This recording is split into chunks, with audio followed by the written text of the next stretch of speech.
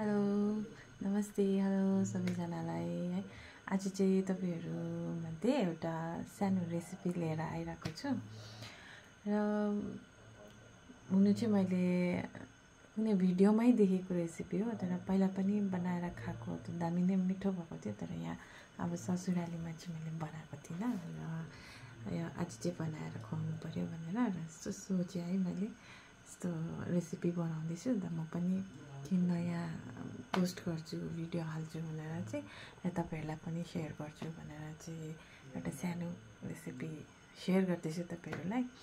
एकपल्ट ट्राई गर्नुहोस् होला घरमा है, मिठो हुन्छ र कस्तो लाग्छ है बनाएर एकपल्ट ट्राई गरेर चाहिँ मलाई कमेन्ट गरिदिनुहोस् होला है। हुन्छ, हेर्नुहोस् है ल, म चाहिँ बनाउँछु।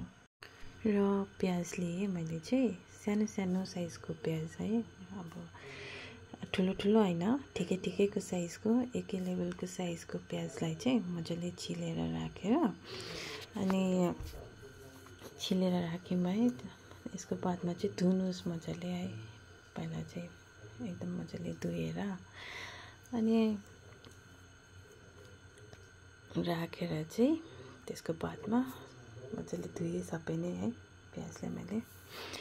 त्यसको बादमा चाहिँ यसरी काट्नु पर्यो बीचमा मजाले, बीचमा भन्दा पनि मुनिबाट चाहिँ काट्नुपर्छ है। यो भिडियो बनाउनुको चक्करमा चाहिँ एकदम मैले माथि माथिबाट काटिपठाएँ है। र बादमा चाहिँ यो फ्राई गर्नुपर्छ। फ्राई गर्दाखेरि चाहिँ अलिकति फुट्ने सम्भावना हुन्छ है।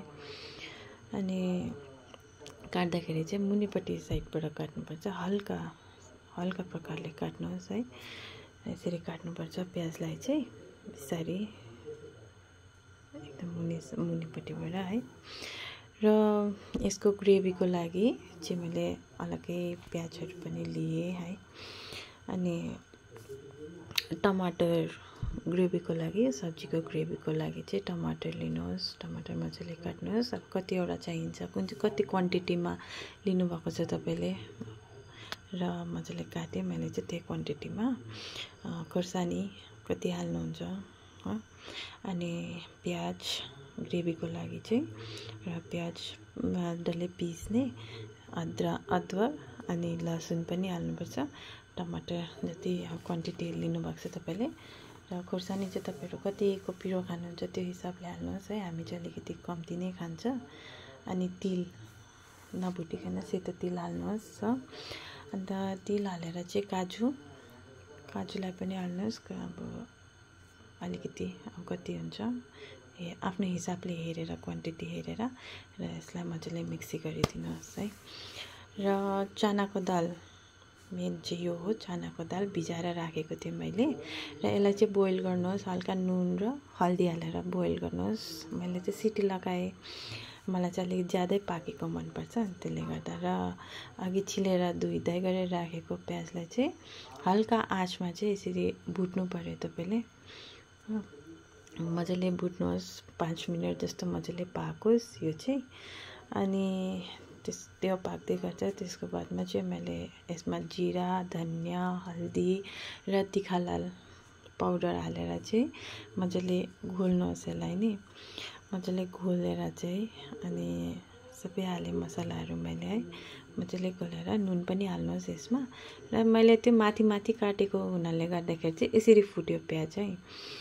त मुनिपट्टिबाट काट्नुपर्छ र हल्का कट दिनुपर्छ जसमा कि भित्र रस जाओस् भनेर। तर पनि ठिकै छ, सेकेन्ड टाइम बनाएको, भिडियो बनाउनुको चक्करमा बिग्रियो। र यो ग्रेभी बनाउनलाई चाहिँ 5 फोरन हालेँ मैले है। र 5 फोरन हालेर चाहिँ अघि बनाएर राखेको पेस्ट जुन चाहिँ जिरा, धनिया, हल्दी र खोर्सानी थियो त्यो हालेँ मैले। र यसलाई अलिकति कलर आउनु दिनुपर्छ तेलमा हालेर चाहिँ, सबै यो खोर्सानीको कलर पनि आउनु दिनु पर्यो। र अघि पिसेर राखेको जुन चाहिँ पेस्ट थियो मैले, यो पनि हाल्नुहोस् र मजाले भुट्नुहोस् यसलाई है। हालेर चाहिँ मजाले भुट्नुपर्छ यसलाई, भुट्यो म्याक्सिमम नपाकुन्जेलसम्म 5 मिनट जस्तो राख्छु म चाहिँ मजाले भुटेर। पानी हालेर राखेर आधा कप पानी हाल्नुपर्छ। त्यसको बादमा चाहिँ छोपेर राख्यो, अन्त मजाले पकाउनु पर्यो मसला। र मसला पाकिसकेर चाहिँ मैले दाल हालेको थिएँ। दाल पनि अलिकति ओभर कुक नै भयो, हल्का बोइल गर्नुपर्छ। तर म अरू काममा बिजी भएँ, त्यसले गर्दा सिटी लागेछ मजाले। त्यसले गर्दाखेरि चाहिँ यस्तो भयो। तर पनि टेस्ट चाहिँ मिठो नै आउँछ। मलाई चाहिँ फेरि दाल अलिक ज्यादै पाकेको नै मनपर्छ। र अघि त्यो फ्राई गरेर राखेको प्याज चाहिँ तपाईँ माथिबाट हालिदिनुहोस् हो।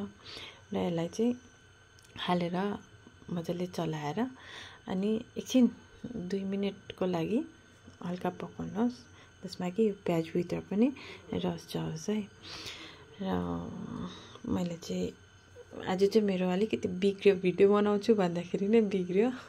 फर्स्टमा बनाउँदा चाहिँ राम्रो भएको थियो है। र यहाँ चाहिँ मिठै भएको थियो, हेर्दाखेरि त अरूले पनि मिठै भयो भन्नुभयो है। मेरो हस्बेन्डलाई पनि दामी लाग्यो अरे, हात चाटी चाटी नै खानुहुँदै थियो। खुसी लाग्छ यसरी खाइदिनु हुँदाखेरि चाहिँ है। मिठो भयो भन्नुभयो। हुन्छ, थ्याङ्क यू।